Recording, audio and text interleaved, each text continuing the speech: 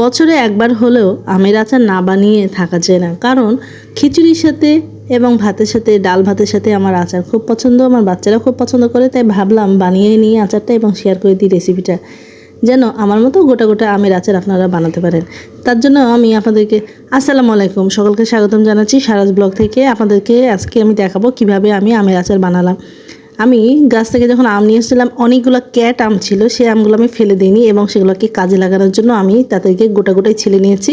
ছিলে নিয়ে এবং গোটা গোটাই পাতিলে চাপিয়ে দিলাম, ধুয়ে ভালো করে পরিষ্কার করে তার মধ্যে লবণ দিলাম, হলুদের মরিচের গুঁড়া দিলাম, তারপরে পানি দিয়ে সেটাকে ভালো করে সেদ্ধ হতে দিলাম। এরপর আমটা সেদ্ধ হয়ে গেলে আমি দিয়ে দিলাম চিনি দেওয়ার পরে খুব ভালো করে নাড়তে থাকলাম। নাড়ার পর যখন এক পর্যায়ে দেখলাম যে চিনিটা সম্পূর্ণ গলে গেছে, তখন আমি একটা পাত্রে, একটা কড়াইতে তেল নিয়ে নিলাম।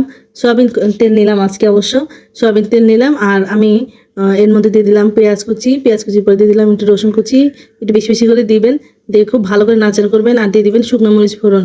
শুকনো মরিচ দিয়ে ভালো করে নাড়তে নাড়তে আমি আগেই বলে দিচ্ছি, আমি সরিষার তেল দিতে ভুলে গেছিলাম, পরে আমি এটা অ্যাড করে দিয়েছি। এবং দিয়ে দিলাম একটু আদা বাটা, আর একটু দিয়ে দিলাম জিরার গুঁড়া। সব উপকরণ একসাথে খুব ভালো করে ভেজে নিয়ে আমি আমের সাথে মিশিয়ে দিলাম।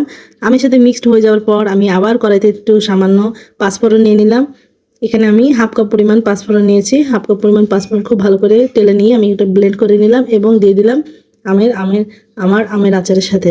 আমের আচারটা খুব ভালো করে মিক্সড করে নিলাম এবং যখন দেখলাম যে পানি শুকিয়ে গেছে, সেই পর্যায়ে আমি দিয়ে দিলাম হাফ কাপ পরিমাণ লেবুর রস। লেবুর রস দিয়ে দিলে আচারটা অনেক দিন ভালো থাকবে, সেই জন্য আমি এভাবে রেখে দিলাম। সেই জন্য আমি লেবুর রস মিশিয়ে খুব ভালো করে এটাকে কিছুক্ষণ নাড়াচাড়া করে নামিয়ে নিলাম। ব্যাস, রেডি হয়ে গেল আমার মজাদার সুস্বাদু মিষ্টি আমের আচার। আমার আমের আচারটা মোটেও ঝাল না, কারণ আমার বাচ্চারা ঝাল খায় না, তাই আমি ইচ্ছা করে এই আচারটা ঝাল দিইনি। তবে আপনাদের যদি ইচ্ছা হয় অবশ্যই আপনারা ঝাল দিবেন এবং খুব মজা করে খাবেন। তো আমার আচারের রেসিপিটা যদি আপনাদের ভালো লেগে থাকে তাহলে একটা লাইক করবেন, কমেন্ট করবেন এবং শেয়ার করে দিবেন আপনাদের কাছে কোনো বন্ধুকে। আল্লাহ হাফিজ।